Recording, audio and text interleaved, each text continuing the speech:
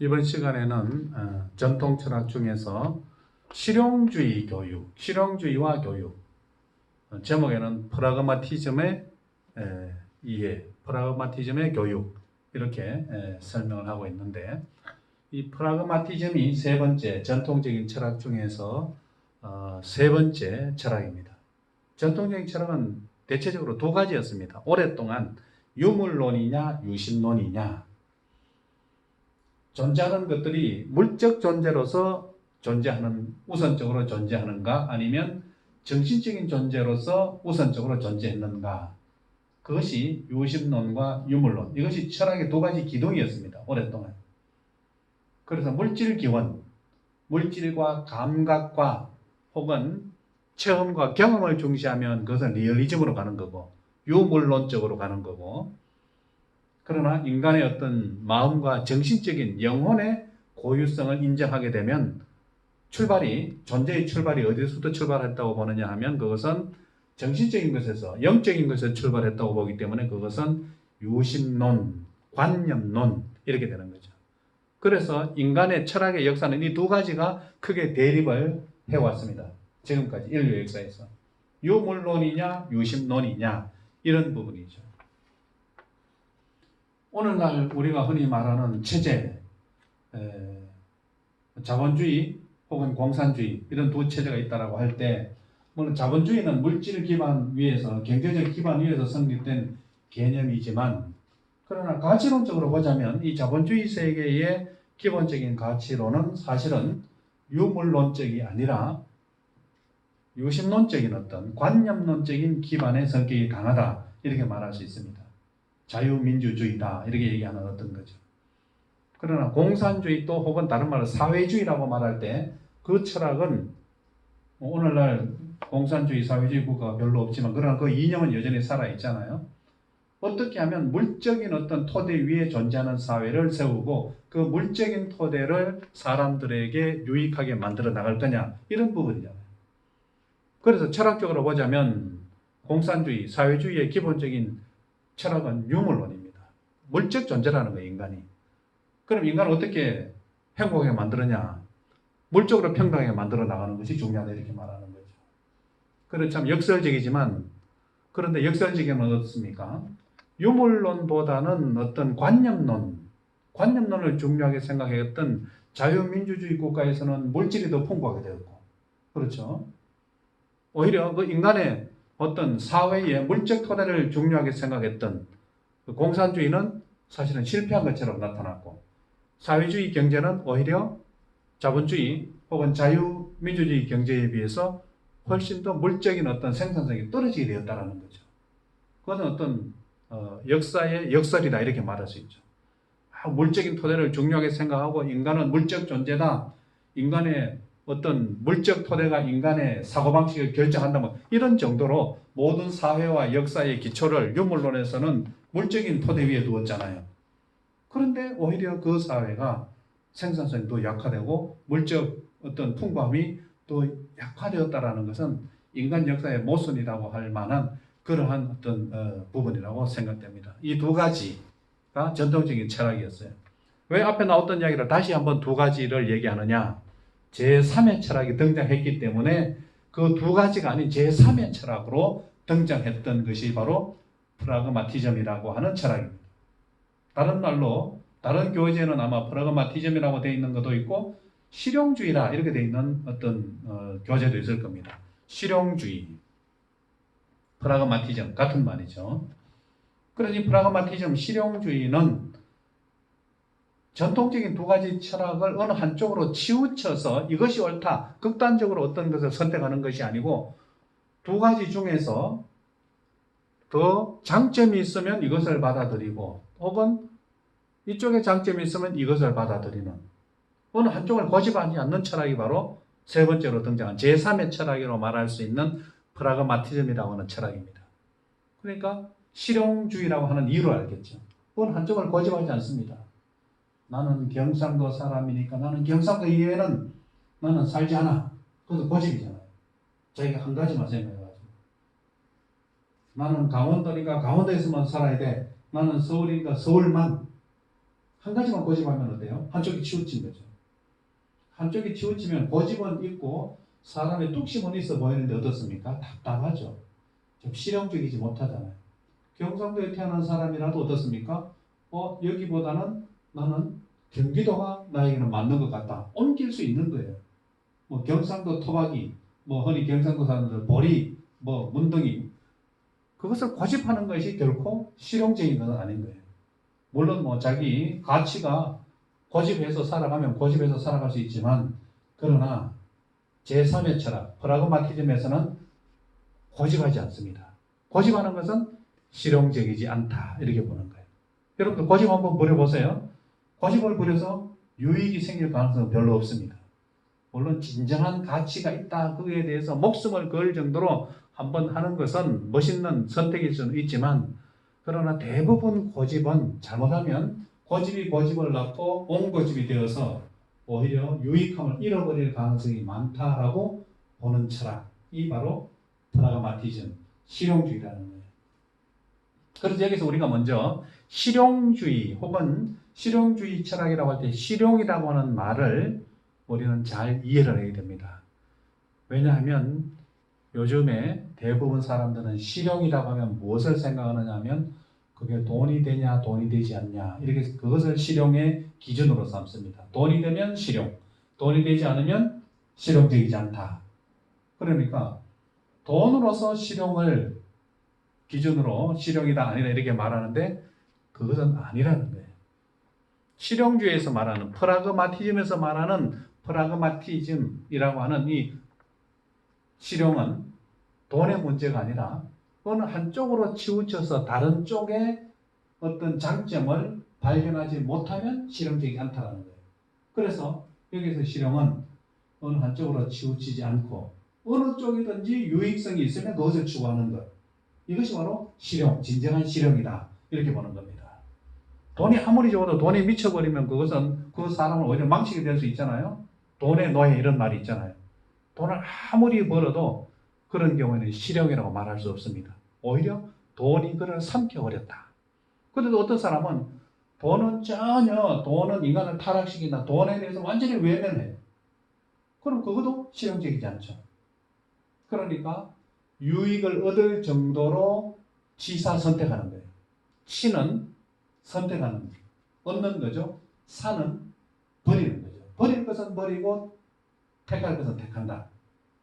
그 기준은 뭐냐? 얼마만큼 유익을 가져다 줄 것인가. 그것을 기준으로 해서 선택하니까, 치사 선택하니까 실용이죠. 그 실용은 어떻게 보자면 참으로 조화로운 철학이다, 이렇게 말할 수 있습니다. 이 프라그마티즘, 실용주의를 몇 가지로 먼저 한번 살펴보면, 첫 번째, 영원하고 불변한 것은 없다라고 봅니다. 영원한 것이 있으면 그것을 선택하는 것이 가장 좋겠죠. 그런데 이 실용주의에서는 영원한 것은 없다고 보는 겁니다. 불변하는 것은 없다고 봅니다. 모든 것은 변화한다, 이렇게 생각합니다. 존재하는 모든 것은 변화한다. 변하지 않는 것은 없다. 그러니까 모든 것이 다 변화하는 게 어떻습니까? 생각을 잘해서 좋은 유익이 있는 것을 잘 판단하고 선택해야 된다는 것이죠. 다 변하니까.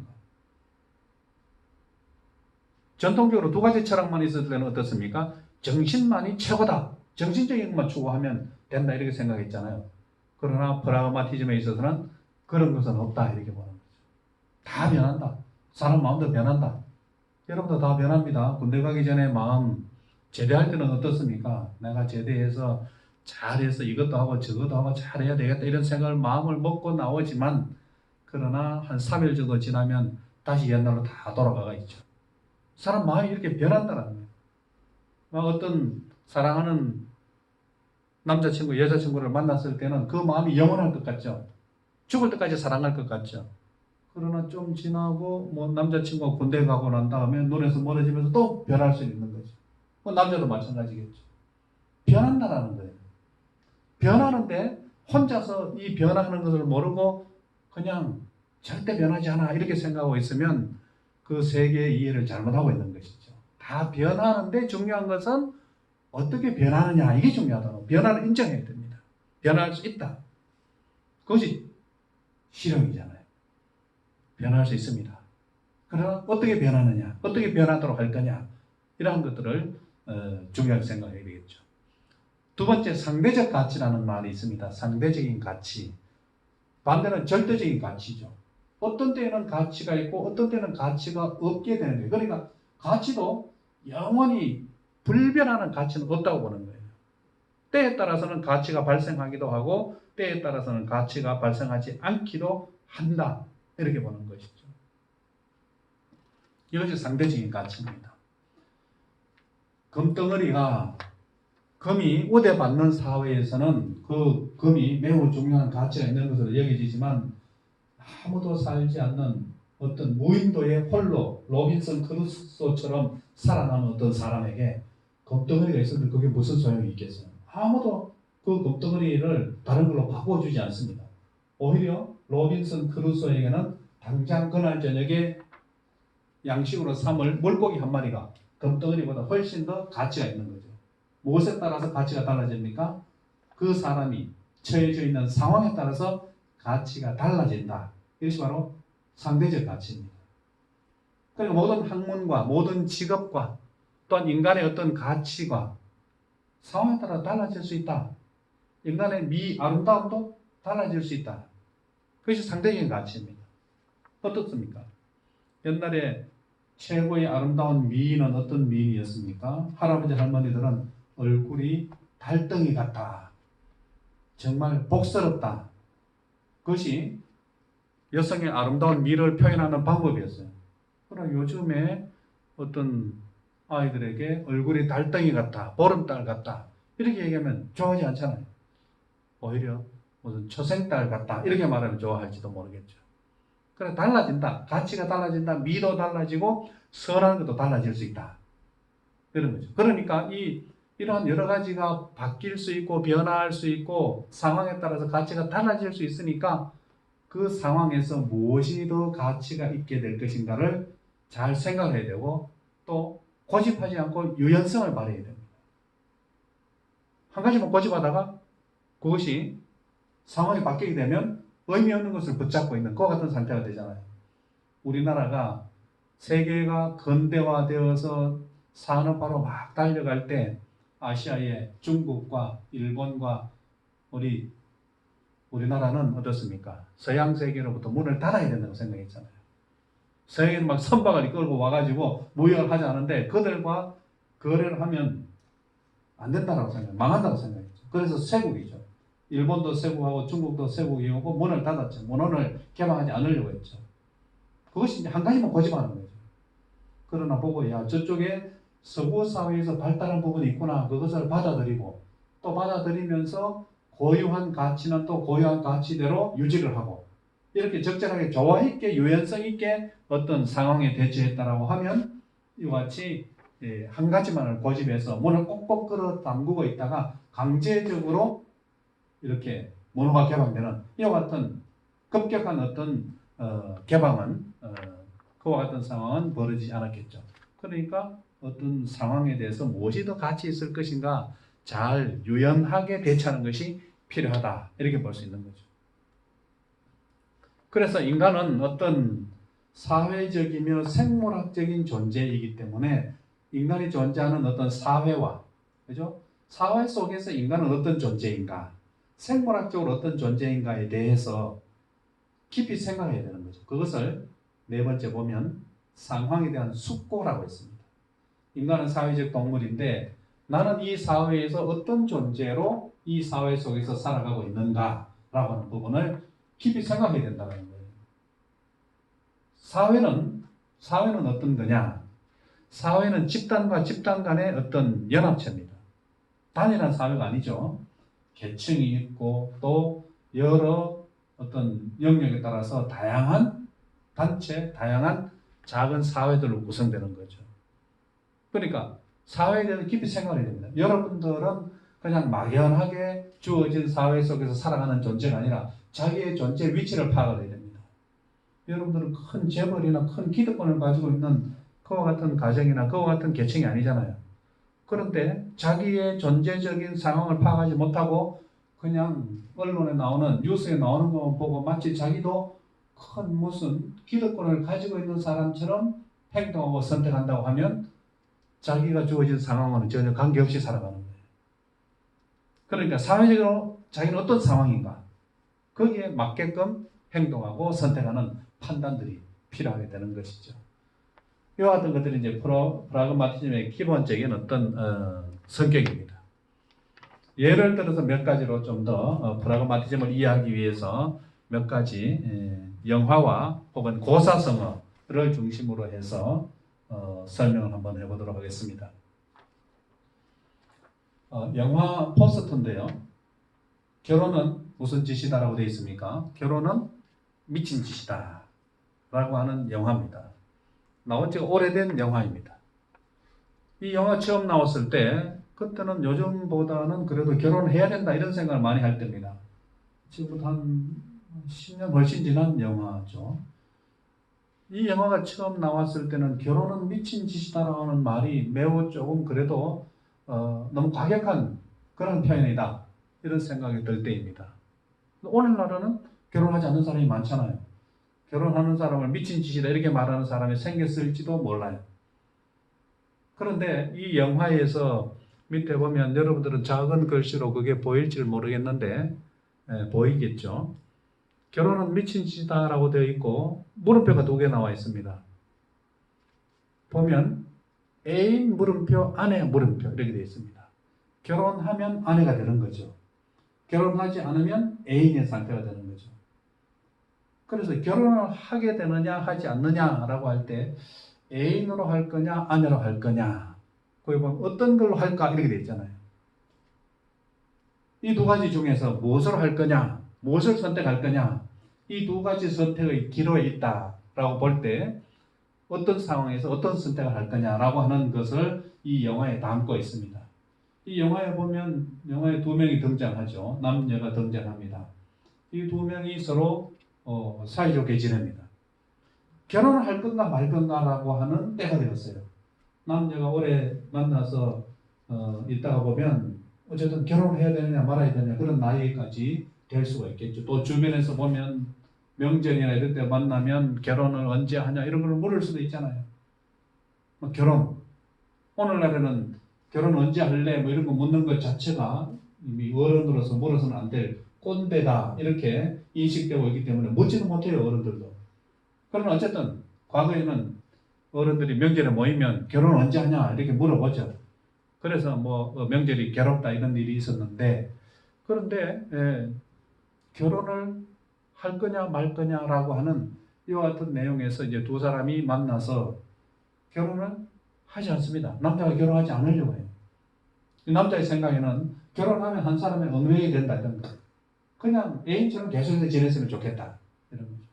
그런데 이 여자 주인공은 이 영화에서 보면 남자가 결혼을 하지 않으려고 하니까 어떻게 하느냐 하면 결국은 이 남자하고는 결혼을 하지 못하니까 다른 사람과 결혼합니다. 이 사람보다 훨씬 더 조건이 좋고 지금 만나고 있는 남자친구보다 훨씬 더 안정적인 그러한 경제적으로도 안정되어 있고 직업적으로 안정되어 있는 어떤 신랑감 그리고 결혼 상대자로는 괜찮다고 생각할 수 있겠죠. 부모들도 다 좋아하고 그래서 결혼을 합니다. 여자 주인공은 결혼을 해요. 근데 남자 주인공은 결혼하지 않습니다. 오히려 여자 주인공이 결혼하는 날 결혼식장에 갑니다. 결혼식장에 가서 거기에 축하하는 사람들 사이에서 멀리서 쳐다보고 있다가 돌아오게 되죠. 그래서 영화가 그대로 끝나는 것처럼 보이지만 그때부터 이제 본격적으로 영화가 전개됩니다. 여자 주인공이 결혼하고 난 다음에 한참 있다가 과거에 결혼하지 않았던 남자를 찾습니다. 남자를 찾아가지고 남자가 사는 집에 찾아가요. 그리고 항상 낮에는 전에 결혼하지 않았던 지금 화면에 나와 있는 저 남자, 과거의 남자친구하고 애인처럼 어울립니다. 그럼 해가 지면 어떻게 됩니까? 해가 지면 남편이 퇴근할 때가 되었으니까 집으로 돌아갑니다. 그리고 집으로 돌아갔다가 남편이 출근하면 다음날 다시 또 이 과거에 결혼하지 않았던 이 남자를 찾아옵니다. 그래서 2 사람이 집을 하나 얻었습니다. 집을 하나 구해서 옥탑방에다가 2 사람이 사는 보금자리를 만들어요. 낮 동안은 거기서 2 사람이 같이 살아가요. 주변 사람들은 둘이가 신혼부부인 줄 알아요. 그러나 해가 지면, 밤이 되면 항상 여자 주인공은 집으로 돌아가야 됩니다. 그러니까 낮에는 이쪽 집으로, 밤에는 자기 집으로 이렇게 왔다 갔다 하는 선택이에요. 그렇게 하면 됩니까? 안 됩니까? 그렇게 하면 도덕적으로 비난받고 지탄받죠. 아니, 결혼했으면 결혼에 충실하든가, 그렇죠? 아니면 그 결혼이 싫으면 헤어지고 이 남자하고 살든가, 둘 중에 하나만 선택해서 살아야 되죠. 그게 전통적인 사고방식이에요. A를 선택했으면 A에 충실해야 되죠. 아니, A가 싫으면 B에 충실하거나, A냐 B냐 두 가지 중에 하나를 선택해야 된다는 거죠. 전통적인 철학이 뭐였습니까? 아이디얼, 정신적인 세계가 좋으면 그게 충실하든가, 아니면 리얼한 세계, 그게 좋으면, 그게 가치 있으면 리얼한 세계에 충실하든가. 항상 전통적인 가치는 뭐냐? 어느 두 가지 중에 한 가지만 선택해서 거기에 충실해서 살아가야 된다. 거기에 충실하게 복무해야 된다. 이런 것들이 전통적인 가치 선택입니다. 여기 갔다가 저기 갔다가 왔다 갔다, 그것은 항상 비난받는, 치탄받는 그런 행동이었죠. 그러면 그 여자, 결혼하고 난 다음에도 남편이 출근하면 나와서 옛날에 결혼하지 않았던 남자친구와 같이 낮 동안 즐겁게 부부처럼, 신혼부부처럼 그렇게 지내다가 다시 간다? 왔다 갔다? 이건 도덕적으로 엄청난 비난받을 일이죠. 그것을 지금 보여주고 있습니다. 그런데 인류 사회에 있어서 일부 일처제가 확립된 것이 그렇게 영원하고 옛날부터 있었던 것은 아니었다라는 사실을 금방 우리는 알 수 있습니다. 일부 일처제, 한 남자와 한 여자가 만나서 100년 대로 한다라고 하는 가치가 생긴 것은 근래에 와서 생겼다는 거예요. 우리나라도 마찬가지입니다. 우리나라 지금부터 100년 전만 하면 언제입니까? 1920년 일제시대. 그때 좀 사회적으로 지위가 있고 좀 괜찮은 능력 있는 남자들은 한 아내를 만나서 평생 괴로워하지 않습니다. 아내 있고 둘째 부인 있고 첩이 있고 이런 식입니다. 도덕적으로 전혀 문제가 되지 않는 사회. 대부분의 능력이 있고 또 어느 정도 사회적 지위가 있는 사람은 그렇게 살아도 괜찮은 그런 시대였어요. 지금 100년 전만 하더라도. 그래서 우리나라 초기에 일본이나 미국으로 유학을 갔던 어떤 지식인들 결혼한 상태에서 일본 유학 가고 미국 유학 갑니다. 주로 일본에 가죠. 일본에 가면 어떻습니까? 같은 대학에 다니는 젊은 신여성 만나면 어떻습니까? 집에 있는 꼬리타분한 조강지처 생각나지 않죠. 그냥 거기서 또 서로 만나서 살아가는 겁니다. 도덕적으로 그것을 부끄러워하거나 수치스럽게 생각하지 않았습니다. 당연하게 대부분 사람이 다 그렇게 하니까. 그게 불과 100년 전, 아니 100년 되지 않은 어떤 그때였죠. 그리고 요즘 그렇게 하면 큰일 나는 거죠. 그러니까 일부 일처자 반드시 그렇게 해야 된다라고 하는 것이 그렇게 고정적이지 않다라는 사실이에요. 상황이 바뀔 수 있다. 우리나라가 지금 결혼하지 않는 사람이 점점 늘어나고 출산하지 않는 사람이 점점 늘어납니다. 전에는 어떻습니까? 결혼하지 않고 아이를 출산한다? 만약에 그런 일이 있으면 어떻습니까? 집에서 쫓겨날 일이고 신문에 날 일이고 도덕적으로 비난받은. 어떻게 그럴 수가 있는가? 결혼도 하지 않고 아이를 낳는다? 그런 근래에 어떻습니까? 결혼하지 않는 상태에서도 이미 임신한 사람들이 많고 또 결혼하지 않고도 자녀를 출산하는 경우도 많이 있다는 거예요. 뭡니까? 가치관이 달라지는 거예요. 절대적이지 않다. 프라그마티즘 실용주의는 어떻습니까? 상황이 막 달라진다는 거예요. 달라지는 상황 속에서 어떻게 될 거냐? 결혼은 미친 짓이다라고 하는 이 영화에서는 꼭 그것이 결혼이 미친 짓이다라고 하는 그것을 표현하기 위한 것이 아니라 어떤 가치가 한 가지만 선택해서 한 가지에 매몰되어서 살아가는 것이 아니라 인간의 어떤 가치관을 보여주는 그와 같은 측면이 있는 영화라 이렇게 볼 수 있습니다. 만약에 여러분들이 여학 바뀌어서 여성 중심 사회가 되었다고 한번 생각을 해보세요. 그래서 결혼을 사람들이 너무 안 하니까 능력 있는 여성들, 예를 들면 공직자, 여성으로서 공직자가 되었는데 결혼을 해서 한 남편과 사는 사람은 성진에 불리하다. 성진에 불이익이 있다. 왜냐하면 사회적 책임이 있으니까 공직자는. 그래서 최소한 2명 이상 남자를 데리고 살아야 된다. 그래야 이제 출산도 되고 가정이 이루어지니까. 그 가정과 출산이 있어야 사회가 계속해서 유지되고 지속될 수 있잖아요. 전부 다 결혼하지 않고 전부 다 출산하지 않으면 결국 사회가 무너지는 거죠.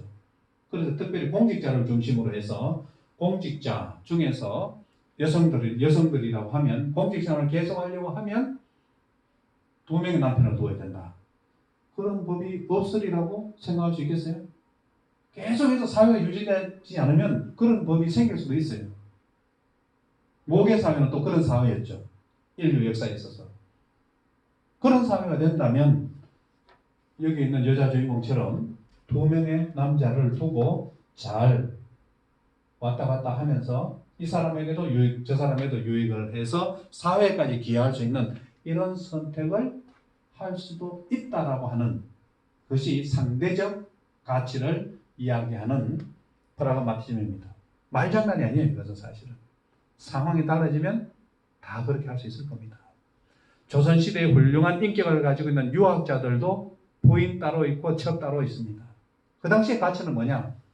자녀를 많이 출산하는 것이 가장 중요한 어떤 가정을 이룬 그 가정의 가장 중요한 가치였어요. 조선시대 왕들을 보세요. 왕비만 있습니까? 후궁도 있고 궁녀도 있고. 거기에서 후궁, 궁녀가 왕자를 낳아도 큰 나라의 경사라고 해서 큰 잔치를 벌일 정도예요. 도덕적으로 아무 문제 삼지 않습니다. 상대적 가치니까요. 그런 영화의 어떤 것을 내용을 보여주고 있는 영화라고 생각됩니다.